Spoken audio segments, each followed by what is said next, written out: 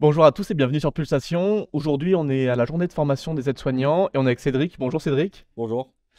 Si tu veux bien pour commencer, j'aimerais bien que tu te présentes pour que les gens comprennent l'intérêt de ton témoignage aujourd'hui. Je m'appelle Cédric, j'ai 37 ans, je suis militaire de carrière. J'ai été victime d'un syndrome de stress post-traumatique suite à une mission au Mali en 2016. Je suis quand même encore aujourd'hui encore militaire après un congé du blessé que j'ai pu avoir au sein du ministère des Armées pendant 2 ans. Ok. De toute façon, tu nous as fait tout à l'heure, pendant la conférence, un superbe témoignage. J'ai loupé la fin, donc il va falloir que tu me refasses la fin sur le podcast pour avoir la suite. Euh, et est-ce que tu peux nous expliquer ton parcours? Pourquoi l'armée? Qu'est-ce qui t'a fait rentrer dans ce processus qui est quand même une institution assez particulière, hein? Pas tout le monde est fait pour ça et rentre là-dedans. C'est ça. Donc c'était quoi Qu'est-ce que le jeune Cédric est allé chercher et qu'est-ce qu'il y a trouvé? Alors en fait, moi, j'ai mon père qui était militaire, donc j'ai toujours été un petit peu baigné là-dedans. En fait, ce qui s'est passé, c'est que j'ai un choix qui a dû se faire après mes études. Donc j'étais parti, après mon bac pro, je suis parti pour faire mes études, on va dire un petit peu supérieures. Donc je voulais partir en STAPS, mais c'était pas possible. Donc après, j'ai décidé de partir plus sur une voie, on va dire, pour être avocat. Ouais. La formation de droit, c'était un peu compliqué pour moi. Voilà, j'étais pas prédestiné à faire Ouais. ça. Et donc, en fait, un choix s'est porté à moi. Donc, c'était soit j'étais footballeur, donc j'avais un Mm. contrat qui m'a été proposé pour être footballeur Ok. semi-pro, donc à La Mm. Réunion.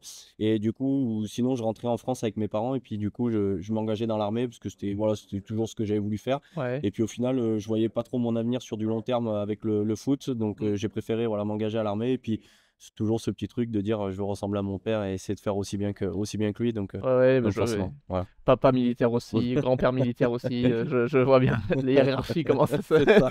comment ça se fait. Euh, oui, et donc du coup, plusieurs missions à ton actif. C'est ça. Sur ta carrière, tu parlais tout à l'heure du Liban, du Kosovo. Voilà, j'ai fait le Kosovo en 2010, le Liban sous casque bleu en 2011. J'ai Ouais. fait la Guyane en 2013 et 2 fois le Mali en 2016, 2017 et Ouais. 2017-2018. Ok. Tiens, moi j'ai une question. La Guyane, pour ou contre? Alors la Guyane, j'étais vraiment contre au départ parce Ouais. que pour moi, voilà, pour un militaire, il n'y a pas forcément Mm. beaucoup d'avantages à Mm. partir dans ce genre de pays. Surtout moi, j'étais mécanicien. Hormis lutter contre l'orpaillage, Ouais. voilà, si c'est vraiment une mission à part entière, mais sinon, aller en Guyane pour aller en Guyane, Mm. j'étais pas forcément pour et au final, en fait, c'était une superbe mission. Ouais. Voilà, j'ai vraiment vécu, des choses, vraiment super, là-bas sur place et franchement, je regrette pas d'y avoir été. Ouais, ouais, la Guyane, c'est souvent les retours qu'on a, c'est que c'est ou tout oui ou tout non. Donc ça, c'était par curiosité, je voulais avoir ton avis. Moi, j'adore la Guyane, je trouve ça un super territoire, c'est hyper intéressant. Donc toujours en tant que mécano, t'as fait quelle école du coup pour être mal? Alors du coup, j'ai fait Saint-Mexan-l'École où j'ai été formé pour être sous-officier de l'armée de terre, donc Ouais. à l'ENSOA à Saint-Mexan-l'École.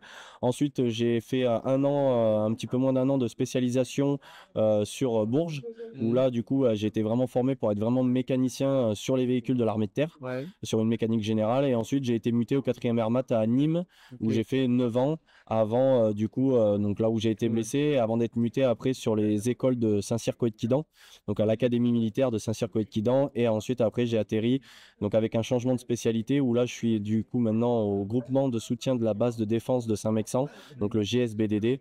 Et donc, du coup, j'équipe les élèves de la tête aux pieds. Quand ils arrivent, donc 350 élèves à équiper de la tête aux pieds, on leur donne environ quasiment 3 000 € de pactage, donc Ah entre les ouais. treillis, les sacs, les t-shirts, etc. Donc voilà, tout pour faire une formation de 6 à 8 mois sur l'école de Saint-Mexan.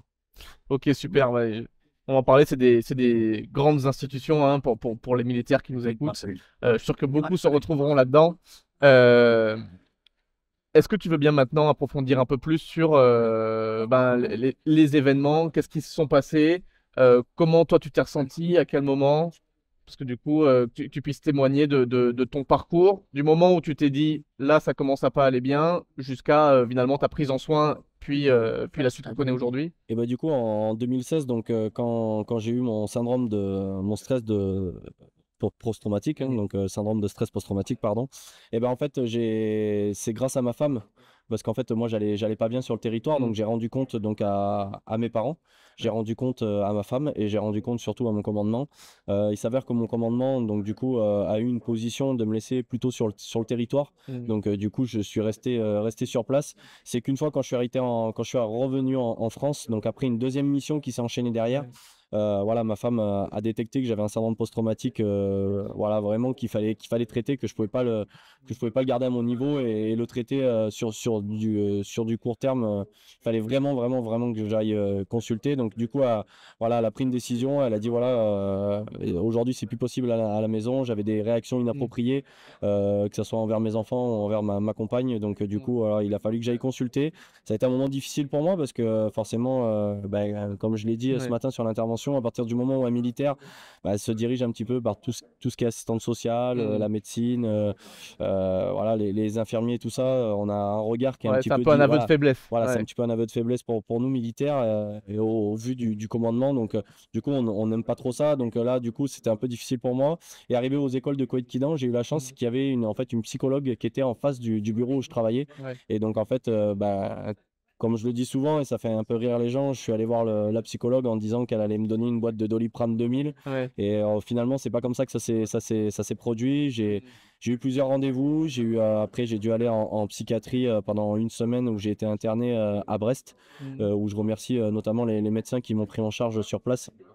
Donc, du coup, voilà, tout ça a poursuivi sur un traitement sur du long terme. Donc là, voilà, j'ai une prise de médicaments qui fait que malheureusement, j'ai des inaptitudes médicales aujourd'hui Oui. au sein de mon travail. Donc, ce qui peut être pénalisant et un petit peu handicapant sur certaines choses. Mais aujourd'hui, voilà, moi, je suis content, je suis revenu un petit peu de tout ça. Je suis traité aujourd'hui pour ce syndrome post-traumatique, ce qui fait qu'aujourd'hui, j'ai pu réintégrer l'armée de terre. Donc, grâce à voilà, un dispositif qui existe dans notre institution, qui s'appelle le congé du blessé. Donc, c'est une période de 3 fois 6 mois. Et au bout de ces 3 fois 6 mois, la question se pose en fait de savoir si le militaire bascule en congé longue maladie Ouais. ou s'il repart dans le circuit. Donc, moi, j'ai eu la chance de repartir dans le circuit et avec un aménagement d'horaire, donc sur un poste blessé pendant 1 an, où j'ai Ok. pu refaire un petit peu mes preuves, etc. Et aujourd'hui, voilà, je suis au GSBDD de Saint-Mex-en-l'École. Je remercie voilà, les chefs qui ont accepté qui m'ont accepté au Ouais. sein de leur unité. Et aujourd'hui, voilà, tout se passe bien. J'ai remis le pied à l'étrier, comme je dis. Et aujourd'hui, j'en suis fier. Donc, Eh ben, félicitations. merci. Euh, Tes premiers symptômes, du coup, c'était quoi? À quel moment tu t'es dit, toi, parce que là, tu témoignes, tu dis, moi, je me sentais pas bien, donc j'ai rendu compte à ma femme, mes proches, ma hiérarchie. Mais comment toi, tu l'as vécu ce moment-là? À quel moment tu te dis, là, je déconne à plein tube? Alors, c'était en fait quand je me suis retrouvé sur un poste isolé au Mali, donc Tessalit. Donc en fait, je me suis retrouvé sur une position où en fait, j'avais accumulé beaucoup de situations de stress par rapport à des voilà, faut savoir que quand on est au Mali, en fait, on est en convoi et pendant ce convoi, du coup, on fait des arrêts pour réparer des véhicules et en fait, il y a toujours ce stress de savoir quelle panne on va devoir faire, quelle panne on va pouvoir ou ne pas pouvoir réparer. Parce qu'en fait, il faut savoir qu'on a un délai minimum et maximum. Et suivant ce délai minimum ou maximum de réparation, forcément, soit on met un dispositif en place parce que ça va durer, soit on est capable de réparer. Et dans ces cas-là, on va pouvoir reprendre la progression. Et donc, en fait, il y avait toujours cette hantise de savoir à quelle panne on va avoir à faire. Donc, des fois, c'était une simple crevaison où du coup, on change la roue, on repart. Et des fois, c'était un peu plus complexe avec des pannes, des fois, qu'on n'a jamais eu à faire dans notre carrière. Et donc, forcément, un stress supplémentaire. La hiérarchie qui derrière demande en fait pour le temps qu'on va mettre Bien sur sûr. la position pour pouvoir justement quel dispositif on va mettre derrière. Donc en fait tout ça, le fait que j'ai pas été forcément bien préparé à cette mission au Mali, et puis en fait des situations, moi il faut savoir que voilà j'ai perdu un ami à Ousbine en 2008. Ouais. J'étais pas avec lui, mais donc voilà, j'ai fait mes études avec lui, donc Anthony Rivière. Il est décédé là-bas en 2008 et du coup, voilà, j'ai retrouvé des situations similaires à ce qu'il a vécu lui en fait à Ousbine Ouais. et donc du coup pour moi en fait c'était me projeter en fait dans peut-être sur une situation qui allait être complexe pour moi et en fait au bout d'un moment arrivé à Tessalit, mon cerveau a complètement disjoncté, je me mettais à pleurer sans aucune raison et en fait je voulais sortir de tout ça et ma seule façon pour moi de pouvoir sortir et cet échappatoire en fait c'était de réfléchir à m'automutiler. Donc en fait, moi j'étais mécanicien, donc j'ai vu les courroies de mon véhicule qui étaient en train de tourner et en fait voilà, je me suis dit si je mets mes mains dans les courroies du VAB, ben en fait ça va me sectionner les doigts et potentiellement si je me loupe pas trop, ben je serais pris en charge mais je pourrais Ouais. rentrer. J'avais un fils à ce moment-là qui avait moins d'un an, donc je me suis dit bon, je pourrais quand même le porter et je me dis par contre si je me loupe, ben du coup ça peut être beaucoup plus Ouais. dérangeant pour et en fait tout ça à chaque fois m'a ramené à mon fils et c'est vraiment mon fils aussi qui a fait que je suis pas passé à l'action et en fait, voilà, après avoir rendu compte à mon commandement et aucune situation, enfin, il pouvait pas mettre en place en fait Ouais. un retour en France. Du coup, ben, la seule solution pour moi, c'était mon échappatoire, c'était d'aller à la salle de sport Mm. et de vraiment, le terme est un peu fort, mais c'est vraiment de me buter vraiment Ouais. les bras en fait pour que je puisse vraiment plus rien soulever. Il y a des fois, j'allais vraiment à la douche le soir et je pouvais plus me laver, enfin, je pouvais plus monter les bras tellement. Mm. Et en fait, c'est ça qui m'aidait en fait la création d'endorphines quand on en a Mm. discuté après avec les médecins. C'était la création d'endorphines qui me permettait en fait de pouvoir dormir le soir. Et voilà, et en fait, ben, j'ai gardé ça, j'ai conservé ça en fait pour pouvoir tenir pendant ma mission. Je suis reparti au Mali en fait dans la foulée en 2017. J'ai reconservé en fait ce cheminement-là pour pas tomber dans la drogue et dans Ouais. l'alcool. Et en fait, c'était mon seul échappatoire. Et en fait, derrière, les médecins ont découvert que j'étais à la limite de la bigorexie, donc une Mm. maladie, la maladie du sportif. Donc Ouais. c'est Vicente Lizarazu Mm. qui avait le premier qui avait Ouais. parlé un petit peu de cette maladie-là. Et en fait, moi, en fait, tout le temps, pour pouvoir créer cette endorphine et pour Mm. pouvoir dormir correctement, et ben, en fait, j'étais dans l'excès de sport, ce qui a été une problématique derrière parce que ben, les médecins se posaient la question de savoir s'il fallait pas m'arrêter à m'interdire de faire du sport pour éviter en fait de me blesser parce que des fois j'en Mhm. étais à la limite de la blessure, voire la blessure. Donc du coup c'était compliqué, mais c'est vraiment ça qui est et bon je remercie le ciel que voilà j'ai pas tombé dans la Mm. drogue ou dans l'alcool, mais voilà le sport m'a vraiment aidé. On a mis une thérapie en place avec les médecins et notamment mon psychiatre qui aujourd'hui, voilà, je sais que j'ai des pauses à faire dans l'année Ouais. où bah, je fais autre chose, je n'ai pas le droit de faire une activité sportive, donc voilà, je fais de la création en bois de palette, donc voilà, chez moi j'ai beaucoup de choses en palette, mon Ouais. poulailler en palette, Ah ouais. mon salon de jardin en palette, mais voilà, c'est pendant cette période-là, en fait, je fais pas d'activité sportive, je me recentre sur moi, ma famille, mon travail, Ok. et ça me permet aussi de pouvoir avancer, de stabiliser, comme je dis à chaque fois, mais je prends un triangle à chaque fois, c'est ces trois piliers. C'est pour moi aujourd'hui, c'est où on peut prendre l'exemple d'une chaise, Ouais. quelqu'un qui voudrait tenir sur une chaise. Et aujourd'hui, moi j'ai trois piliers, c'est ma famille, le travail, le sport. Et en fait, il faut que je trouve un équilibre à chaque fois entre ces trois-là. Forcément, s'il y en a un qui est pas bon, bah, je vais compenser sur les deux autres. Mm. Et forcément, il y a un déséquilibre qui se crée et ça peut être dans l'excès positif comme négatif. Et donc aujourd'hui, c'est vraiment de trouver l'équilibre entre ces trois piliers pour pouvoir tenir et être euh, en parfaite harmonie Ah au bah. niveau mental et au niveau physique. Et du coup, ton premier contact avec le système de santé, il s'est fait comment? Donc mon premier contact avec le système de santé, c'est grâce à une association qui était intégrée en fait à mon régiment au 4e Wehrmacht, qui Ouais. s'appelle Soutenir Toujours. Et en fait, lors d'une discussion avec Gwen Taster, hein, qui est la présidente de cette association-là, bah, en fait, elle m'a dit, je pense que tu as quelque chose, Cédric. Mm. En plus de ma femme, hein, du coup, qui avait détecté ça, elle m'a dit, je pense que tu as quelque chose, et j'aimerais te mettre en relation avec un petit peu des personnes pour pouvoir Mm. t'aider, etc., t'accompagner. Et donc, en fait, hormis le fait que j'avais été voir, donc moi, la psychologue et le médecin, au final, parce que dans la voie hiérarchique militaire, on est obligé quand même de rendre compte à un moment Bien donné sûr. et de passer par la voie du médecin. Mais j'ai été accompagné, en fait, par cette association qui m'a aidé dans mes démarches administratives, qui m'a mis en relation aussi avec les institutions, notamment que ce soit le CNSD qui fait des stages de Mm. reconstruction par le sport. Ça peut être aussi voilà, avec des associations comme les SEALs Team. Ouais. Voilà, c'est des associations qui font aujourd'hui qui font des bootcamps Mm. qui sont générés, qui sont faits par des militaires blessés. Donc, on est vraiment, ce savoir-faire Bien sûr. militaire, on le Ouais. met à disposition aussi des gens qui viennent faire des bootcamps et ça, c'est important aussi. Donc voilà, j'ai été mis en relation grâce à toutes ces personnes-là et voilà, après la chaîne Mm. médicale hein, de Ouais. chez nous qui a fait vraiment un boulot voilà, superbe, que ce soit les médecins, les psychologues. Ensuite, j'ai été orienté vers le psychiatre donc, Mm. du coup qui m'a donné un Ouais. traitement médicamenteux qui aujourd'hui bah, me stabilise.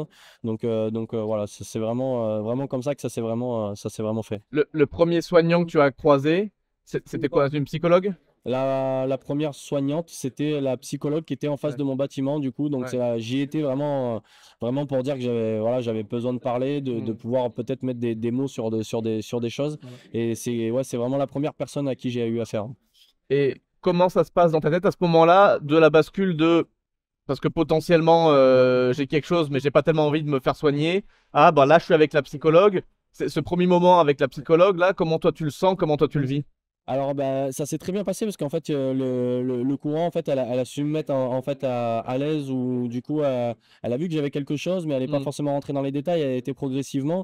Et en fait, là où j'ai senti la bascule, c'est quand elle a commencé à me programmer des séances sur du long terme. Ouais. Et là, je me suis dit, là, c'est pas bon, là, il y a quelque chose. Mm. Et bah, quand je suis rentré, forcément, j'en ai parlé à ma femme. Et là, du coup, j'ai dit, bon, je crois que tu avais raison, j'ai vraiment quelque chose. Ouais. On a calé des rendez-vous sur plusieurs séances. Là, du coup, ben, il a fallu aller voir le médecin parce que forcément, après, il a fallu que je rende compte à un moment donné à Bien ma sûr. hiérarchie, le médecin. Et puis, ce qui a été difficile aussi, il faut savoir quand j'étais à l'Académie militaire de Saint-Cyr-Coët-Quilan, Mm. je m'occupais d'élèves et en fait, on est deux à travailler dans le bureau. Donc, j'ai mon chef de section et moi, je suis le sous-off adjoint. Et en fait, ce qui se passe, c'est que ben, le capitaine me voyait sortir souvent. Mm. Le midi, en fait, Ouais. à la pause du midi méridienne, il me voyait souvent partir. À un moment donné, il m'a posé la question, en fait, mais il me dit, tu sors d'où? Et en fait, j'ai dû lui expliquer. Et en fait, lui a été très compréhensif. Ouais. C'est après, quand j'ai rendu compte un petit peu plus haut, où ça a été un petit peu plus compliqué, où les chefs n'ont pas forcément compris. Mm. Parce qu'il y a toujours cette image de la personne qui arrive au travail avec le sourire, Ouais. mais en fait, qui déclenche en fait quelque chose derrière. En fait, on se dit, ouais, mais pourquoi ce mec-là, en fait, il a quelque chose? Pourtant, il arrive tous les matins avec le Oui. sourire. Et en fait, il y a cette mauvaise image aussi de la personne qui est blessée. Mm. Comme aujourd'hui, entre deux personnes, une personne qui serait blessée physique avec une Oui, amputation et quelqu'un comme moi, par exemple, qui a un syndrome post-traumatique et une blessure, parce que j'ai eu bien un sûr. accident de la route, j'ai une blessure physique, mais qui ne se voit pas. Et Mm. aujourd'hui, il y a ce truc encore de dire, bah, ouais, lui, ça se voit pas, je suis pas sûr qu'il soit blessé, Mm. etc. Cette mauvaise Est-ce qu'il image. fait pas du cinéma? Est-ce que Voilà, c'est ça, c'est ouais. ça. Et donc là, à partir de là, quand j'ai commencé à rendre compte plus haut, en fait, ça a été un petit peu plus compliqué. Et la compréhension de mes chefs, ça a été vraiment difficile pour moi parce qu'il y a des gens qui, voilà, qui n'ont pas compris, qui n'ont pas accepté, Mm. qui pensaient que voilà, j'étais un faux blessé. Et Ouais. encore aujourd'hui, hein, j'ai des gens dans l'institution qui comprennent pas forcément, qui ont ce discours un petit peu de dire, ouais, on sait pas trop s'il est réellement blessé. Et ça fait beaucoup de mal. C'est très Ouais. compliqué, que ce soit pour moi, ma reconstruction, la reconstruction de ma famille, hein, parce que Bien sûr. forcément, quand j'en parle chez moi, ben, j'impacte aussi ma famille aussi. Donc, et donc, enfin, comme je dis aujourd'hui, hein, les médicaments, je les ai pas forcément voulus. Donc, Ouais, ouais. voilà, la blessure, je l'ai pas forcément voulu non plus. Donc, Mm. je sais que quand j'ai signé mon contrat, Mm. on en discutait tout à l'heure quand je suis passé, que Mm. j'ai témoigné. En militaire, quand il signe, il sait que c'est au risque et au péril de sa vie Bien sûr. ultime. Mm. Mais voilà, la blessure, je l'ai pas commandée et je m'en serais bien passé. Donc voilà. Donc ouais, ça a été des passages vraiment difficiles pour moi, notamment le passage en psychiatrie aussi. Ouais. C'était très très difficile parce que Mm. le mot Ouais. psychiatrie fait peur. Mais Et donc j'allais venir pile poil, tu me tends la perche, c'est parfait. C'est à quel moment où le docteur te dit, bah là, moi, enfin, grosso modo, j'imagine que c'est ton médecin d'unité qui t'a dit, là, il faut aller oui, voir des spécialistes, il va falloir aller voir un psychiatre, Cédric. c'est ça, c'est le Comment médecin tu... de Saint-Cyr en fait qui me dit OK, à ce moment-là, il me dit OK, il faudrait partir à la base, on part sur une journée, une à Ouais. deux journées en psychiatrie. Donc je dis bon, moi j'ai un Mm. peu peur du mot, du coup je dis une journée c'est bien pour voir les médecins, ça Mm. suffit. Et en fait, c'est pas moi qui contrôle tout ça. Et en fait, il s'avère que quand j'arrive, en fait, je passe de une journée à une semaine. Ouais. Et là, en fait, je me dis, oula, là c'est compliqué. Il y a toute la partie en fait administrative qui se déroule plutôt bien. Et puis en fait, j'arrive dans la chambre et là, on me fait ouvrir mon sac. On me Mm. dit OK, il faut tout sortir. Est-ce que j'ai des choses en fait qui pourraient se retourner contre moi? Mm. Et là, en fait, je comprends pas. En fait, je me dis mais qu'est-ce qui se passe en fait? Et je pense que si j'avais eu une petite préparation à quoi m'attendre ou peut-être Ouais. une discussion avec quelqu'un qui Un a petit peut-être échange, une petite voilà, introduction, une petite ouais. introduction ou quelqu'un qui a vécu ça et qui Mm. aurait pu m'aiguiller un petit peu là-dessus, j'aurais peut-être eu moins peur et moins d'appréhension. Mais en fait, là, du coup, pour moi, j'ai été choqué. Voilà, après, le lendemain, je sais qu'il y avait une séance de sport et moi, la séance de sport, je l'ai vécue comme un exécutoire, Mm. comme une séance de sport où j'aurais été à la caserne, où je me défoulais, je me butais les Ouais. bras. Et en fait, en face de moi, j'avais des gens qui étaient déjà sous traitement. Et en fait, j'ai fait peur aux gens, en Mm. fait, de mon attitude, en fait, parce que j'avais pas encore, voilà, vu les médecins. On Oui, et puis avait t'es arrivé combatif, tu voilà, voulais c'est te ça, défouler, c'est ça. ouais. Et donc voilà, donc là, cette période-là était vraiment compliquée. Et bon, elle me sert aussi pour des personnes qui devraient passer éventuellement par cette case-là. Je me dis que voilà, en fait, c'est qu'une étape en fait dans le parcours de soins et qu'il n'y a il y a rien de surmontable. Il faut juste voilà désamorcer. Je suis beaucoup dans le discours. Il faut beaucoup désamorcer les Bien sûr. situations, parler de à quoi on peut être confronté, etc. Mm. Et du coup, voilà, ça aide dans le parcours de Mais soins. j'aborde souvent dans ce podcast les sujets de préparation avant. Alors, on parle des soignants parce que aujourd'hui, tu étais une jeune infirmière, tu rentres à l'école, tu vas à l'EHPAD pour la première fois, tu es confronté à la nudité, à des actes violents, à des choses comme ça. personne t'y a préparé avant et tu prends ça comme une claque et j'ai un peu l'impression que c'est ou tu acceptes la claque et tu continues d'avancer ou ben tu peux pas et t'arrêtes. Et c'est un peu dommage, mais ça marche pour les soignants, ça marche pour les militaires, ça marche pour les policiers, ça marche pour les pompiers, ça marche tous ces métiers-là qui sont confrontés publics à des situations de violence récurrentes. Je pense qu'il faut qu'on ait une approche de nos jeunes recrues pour les préparer au mieux, parce qu'on ne pourra jamais faire du 100% perfect, mais les préparer au mieux à ce à quoi ils vont être confrontés. Parce que bah, moi, typiquement, parce que j'ai été au Mali en même temps que toi, la première fois que tu es confronté à des gens qui ont pété sur des mines, la première fois que tu es confronté à des prisonniers, des gens qu'on capture et qu'on doit soigner. Mais attendez, il y a 10 minutes, tu vois, il est en train de tirer sur des Français, là maintenant il faut que je le soigne. C'est des choses qui intellectuellement, on n'est pas forcément câblé pour accepter ce genre de choses.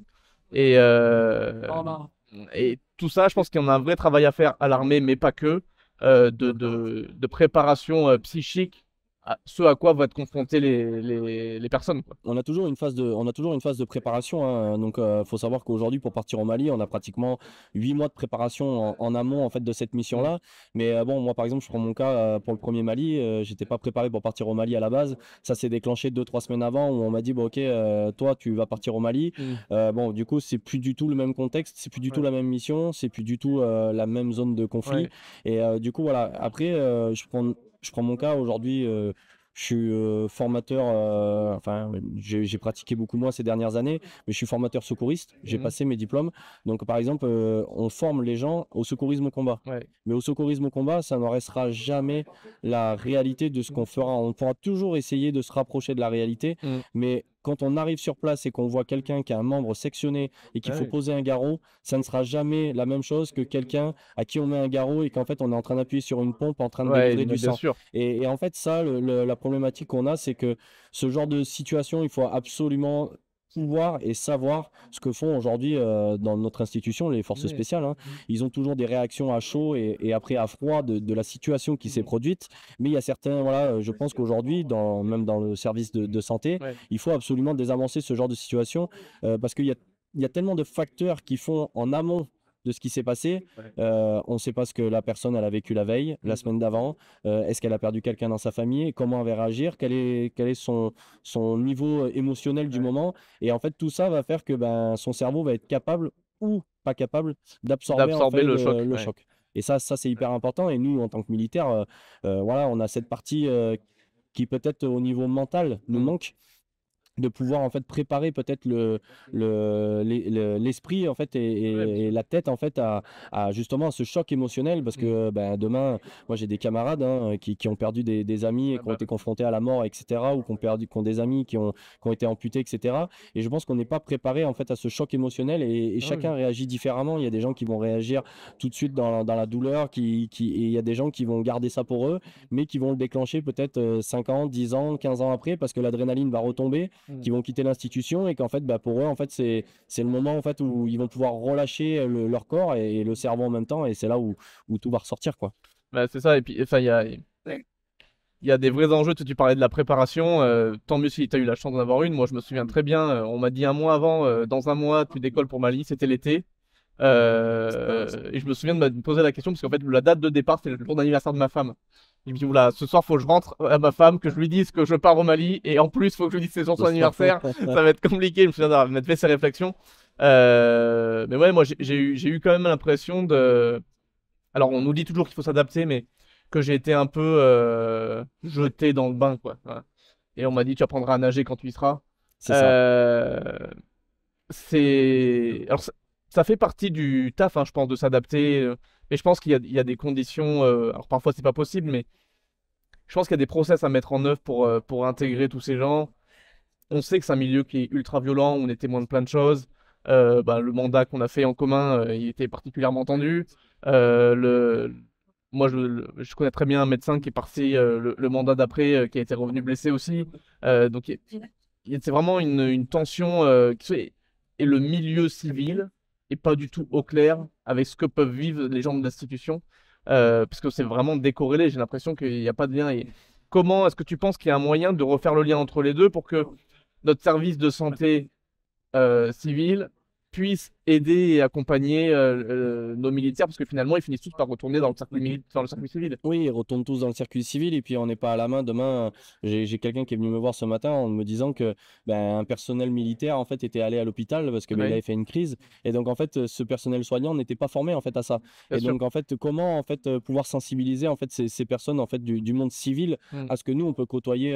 Alors peut-être que ça peut passer par des immersions, Ouais. voilà, dire voilà un petit stage, on les envoie un petit peu dans le monde militaire pour voir, pour côtoyer un petit peu ce Petit stage au Mali, 15 jours. Vous allez ouais, voir, c'est sympa. peut-être pas au Mali, mais déjà peut-être aller dans les unités, déjà Mm, prendre un petit peu la température de ce que c'est le monde militaire, bien ce que sûr. c'est voilà, parce que je pense que nos métiers se ressemblent un peu et je pense vraiment que voilà, ça peut être quelque chose qu'on peut travailler en parallèle.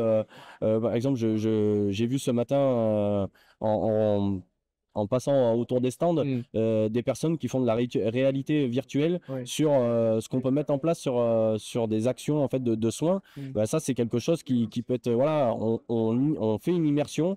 Et en discutant avec la personne qui s'occupe de ce stand, me disait que en mettant un casque virtuel et en projetant des images de ce qui peut réellement se Ouais. produire, en fait, inconsciemment, le Le cerveau, cerveau, il se prépare voilà, il déjà. se prépare déjà et quand on va arriver, ou c'est comme quelqu'un demain qui devrait, par exemple, se servir d'une machine, on lui dit, OK, bah voilà, je te montre en caméra virtuelle Ouais. ce que tu vas devoir faire et inconsciemment, le cerveau, arrivé devant la machine, va reconnaître en fait la machine en elle-même et va, du coup, saura reproduire ce Mm. qu'il a vu. Donc, c'est peut-être une technique aussi à mettre en place, le casque virtuel, pourquoi pas. Aujourd'hui, on est en 2024, on est dans un monde avec un petit peu tout ce qui est intelligence artificielle, Ouais, bien sûr. etc. Je pense qu'il y a, voilà, il y a des choses à mettre en place et je pense que D'autant plus que c'est des savoir-faire qui, bien évidemment, sont exacerbés dans le milieu militaire, mais qui pourraient servir aux pompiers, aux gendarmes, ah, à tout la à fait. policier.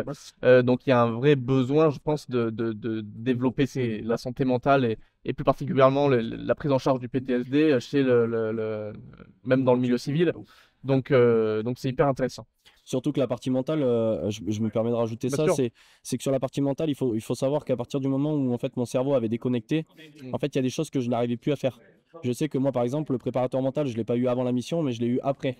Et, après dans le cadre de ma reconstruction, je suis passé par voilà par Céline et Stéphane qui m'ont aidé dans ma reconstruction. Et en fait ils avaient mis une technique. En fait je faisais des crises de stress et d'angoisse par rapport Mm. au travail. Et en fait, pour moi, il était inconcevable en fait de repartir au travail. En fait, je me liquéfiais complètement. Et en fait, il a fallu que je réapprenne en fait à pouvoir absorber en fait la tâche de travail. Donc c'était, on est repassé par des choses toutes simples. Écrire ce que je devais faire, Mhm. faire un code couleur avec un surligneur, surligner ce que j'arrivais à faire, ce que je n'arrivais pas à faire d'une couleur rouge.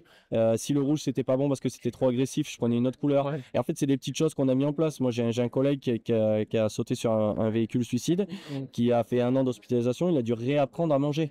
Ouais. Donc en fait, voilà, c'est tout ça. Le cerveau aujourd'hui est vraiment notre moteur. Et si on n'en prend pas soin et si on ne le prépare pas justement à ces différents chocs, forcément derrière ça va être très compliqué. Et voilà, on a de très belles choses à vivre et je pense qu'on peut pas passer à côté. Ouais.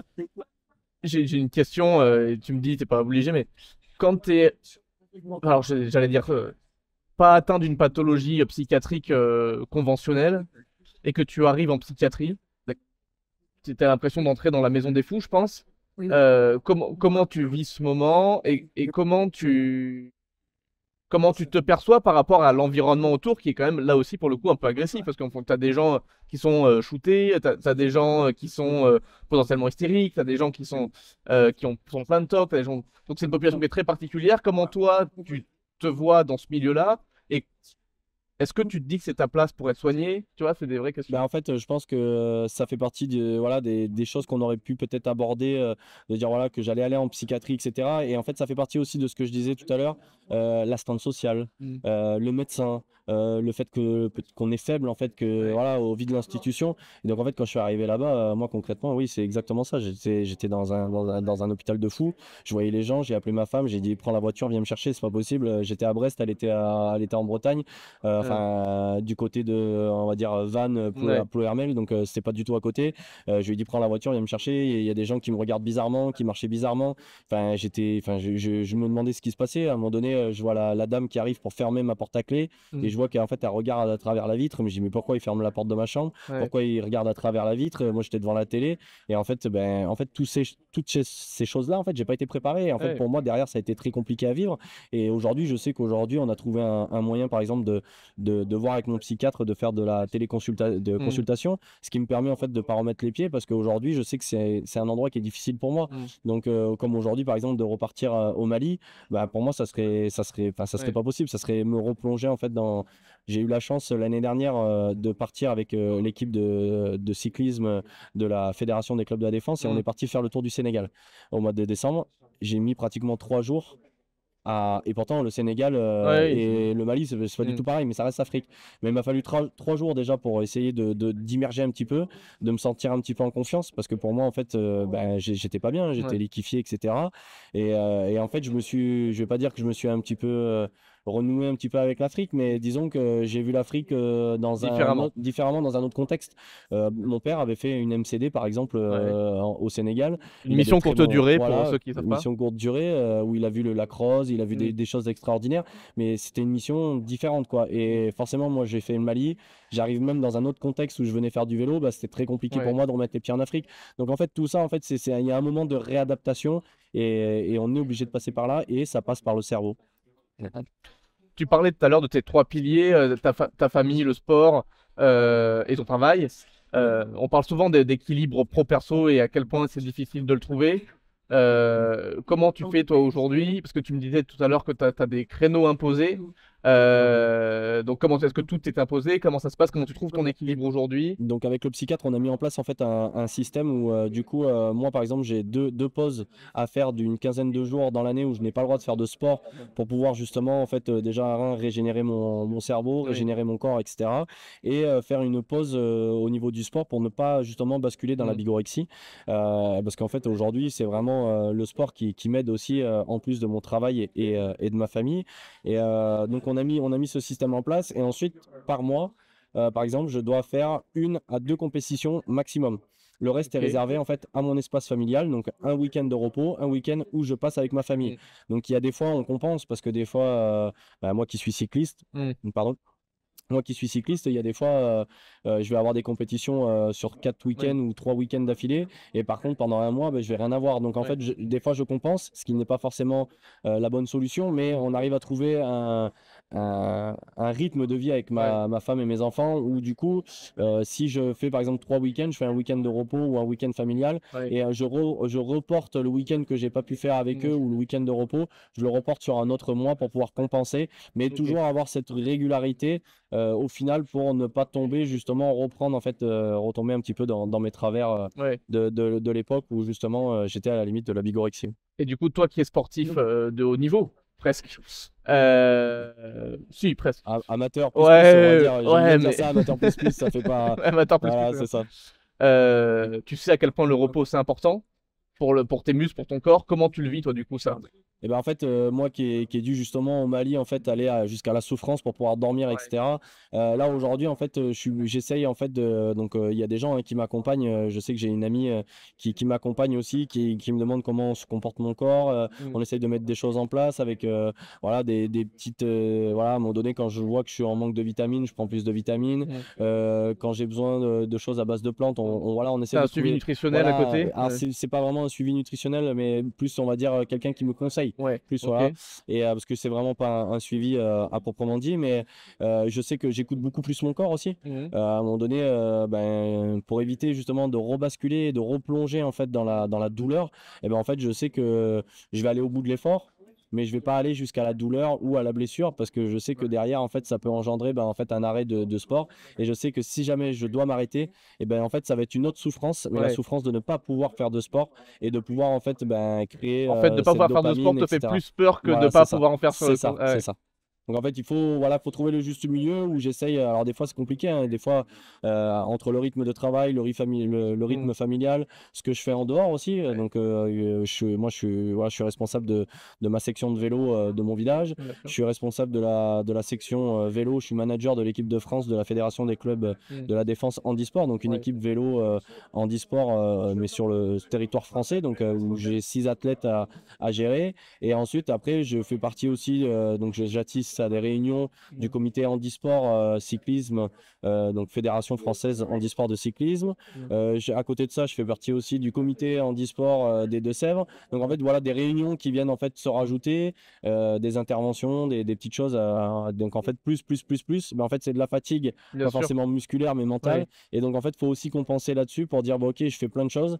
J'essaye de me rendre utile. J'essaye de faire un maximum d'actions. Mais à côté, il faut faire gaffe à la famille. Et on revient à chaque fois sur ces 3 piliers où à un moment donné où je compense sur quelque chose, forcément, je déséquilibre en fait à un moment donné un des piliers. Et c'est là où on arrive en fait à tomber donc tu es toujours vigilant. C'est ça. En fait, tu es obligé, à part tes d'autres, de basculer toujours un petit peu, mais tu es toujours vigilant pour reprendre la bonne direction et recorriger la trajectoire. Non, mais c'est hyper intéressant. Effectivement, tu dis que tu fais beaucoup de choses, notamment autour du sport et du vélo. J'ai appris que tu as été appelé pour porter la flamme olympique. Comment tu reçois ce coup de fil là? C'est incroyable. C'est improbable en fait. À la base, j'avais postulé pour être porteur de la flamme. Je savais qu'elle passait dans l'école, donc à l'école nationale sous-officier d'active, donc le NSOA.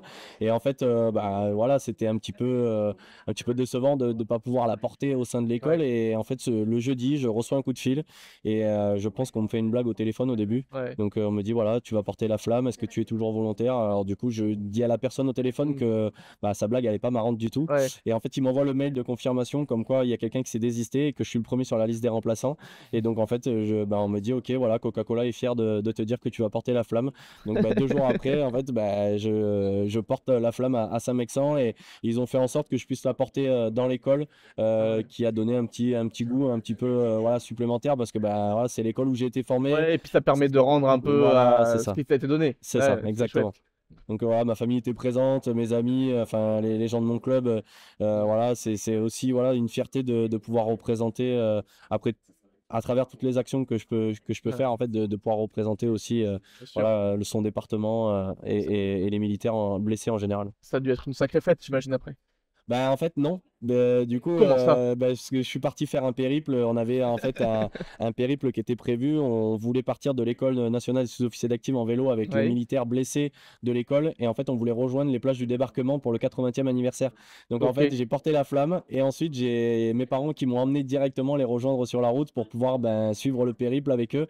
Donc bon, on a fait la fête en différé, mais voilà, mais non, ouais, franchement, c'était une superbe aventure. Donc en parlant de faire la fête, comment t'en es aujourd'hui avec la consommation d'alcool, choses comme ça? Je sais que souvent, les gens qui ont des détresses psychiques, ils prennent de la distance avec tout ça. Toi, comment tu le vis aujourd'hui? Alors aujourd'hui, la consommation d'alcool, clairement, en fait, c'est vraiment de l'alcool léger et c'est vraiment occasionnel. Je peux pas me permettre aujourd'hui, avec les médicaments que je prends et voilà, ce qui m'est arrivé, je peux pas me permettre de tomber dans l'excès d'alcool et c'est vraiment quelque chose que je m'interdis.